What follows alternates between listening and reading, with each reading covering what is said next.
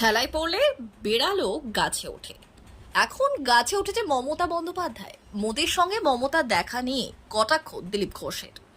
শনিবার সাত সকালে খড়গপুর স্টেশন সংলগ্ন বোগদা এলাকায় চা চক্রে এসেছিলেন দিলীপ ঘোষ। সেখানেই একাধিক ইস্যুতে রাজ্য সরকারকে কড়া ভাষায় নিশানা বিজেপির সাংসদের। প্রধানমন্ত্রীর সফরে রাজভবনে মুখ্যমন্ত্রী তড়িঘড়ি দেখা নিয়েই কটাক্ষ করে বসলেন দিলীপবাবু।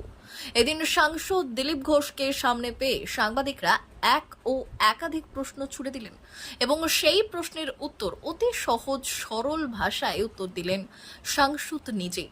এদিন সাংসদকে জিজ্ঞাসা করা হয়, প্রধানমন্ত্রী সফরে মুখ্যমন্ত্রী তড়িঘড়ি রাজভবনের সাক্ষাৎ বিষয়ে দিলীপ ঘোষ বললেন, এর আগেও প্রধানমন্ত্রী এসেছেন কলাইকুণ্ডায়, কিন্তু মুখ্যমন্ত্রী যাননি, নিজের সেক্রেটারি কেউ যেতে দেননি। কিন্তু যখন ইলেকশন সামনে আসছে তখন তিনি প্রধানমন্ত্রীকে বলতে গেছেন, দেখবেন বেশি চাপাচাপি করবেন না, এদিকে একটু সামলান, যা হওয়ার তা হয়ে গেছে। এতদিন তিনি যাননি, কিন্তু এখন তিনি দৌড়ে বেড়াচ্ছেন। কি এমন দায় পড়েছে? যেমন কথায় আছে না, বিড়াল ঠেলায় না পড়লে গাছে ওঠে না, ঠিক তেমনই মমতা ব্যানার্জি ঠেলায় পড়েছেন, তাই গাছে উঠছেন। ইলেকশন যত এগিয়ে আসবে তত টাইট হবেন, অবস্থা আরো খারাপ হবে। এরই সঙ্গে তিনি কটাক্ষ করে বললেন, অনেক সন্দেশখালী হবে এবং ওনাকে বাঁচার জন্য প্রধানমন্ত্রীর হাতে পায়ে ধরতে হবে। একটু ইলেকশন তো বেশি চাপাচাপি করবেন না, ইডিকে একটু সামলান, যাওয়ার হয়ে গেছে, একটু ক্ষমা করে দিন। কারণ এর আগে মাননীয় প্রধানমন্ত্রী এসেছিলেন, কলাইকুণ্ডাতে বসেছিলেন, তার সঙ্গে দেখা করার কথা ছিল, উনি দেখা না করে চলে গেলেন, সঙ্গে সঙ্গে ওনার চিফ সেক্রেটারিকেও নিয়ে চলে গেছিলেন। তো সেই মমতা ব্যানার্জি কী এমন ঠেলা পড়ে গেল, ছুটে গিয়েছেন দেখা করতে। তো সেই জন্য ঠেলায় পড়লে বিড়ালও গাছে ওঠে, এখন গাছে ওঠা শুরু করেছেন।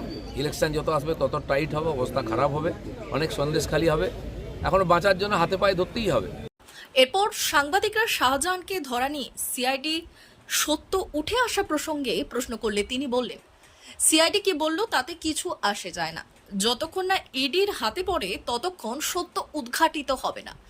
শাহজাহান দাবি সিআইডি কি দাবি করে কিছু যায় আসে না, যতক্ষণ না ইডির হাতে আসবে সত্য বেরোবে না। ছেড়ে দিন, ইডির হাতে দুদিনেই ঠান্ডা হয়ে যাবে, সব মানে দুধ জল হয়ে যাবে, আর সব অকড়ছে ঠান্ডা হয়ে যাবে একদম। এরপর মুখ্যমন্ত্রীকে মা দুর্গা বলে তুলনা পূর্ব মেদিনীপুরের জেলাশাসক প্রসঙ্গে দিলীপ ঘোষ বললেন, এর আগেও অনেকে মা দুর্গা কালীর সঙ্গে তুলনা করেছেন, তাদের অবস্থা কি তা সকলেই জানেন। উনি দুর্গা কালী সবই। তিনি এও বললেন, চাকরি করতে গেলে অনেককে এরকম করতে হয়, প্রয়োজনে হাত পাও টিপে দিতে হয়। দাবিদারের রাজনীতিতে ওনাকে পুজো করে অনেকের নিজের দোকান চালাচ্ছেন। অনেকে এরকম তুলনা আগে করেছিলেন, তাদের অবস্থা ওনারা জানেন। দুর্গা কালী সবই উনি, কারণ চাকরি করতে হবে, থাকতে হবে, সেই জন্য অনেকে এরকম হাত পা টিপে দেন, অনেকে এরকম করেন। এসব দাবিদারির রাজনীতি, এসব দাবিদারি চলছে, ওনাকে পুজো করে নিজের দোকান চালাচ্ছে সবাই। D news, Kharagpur.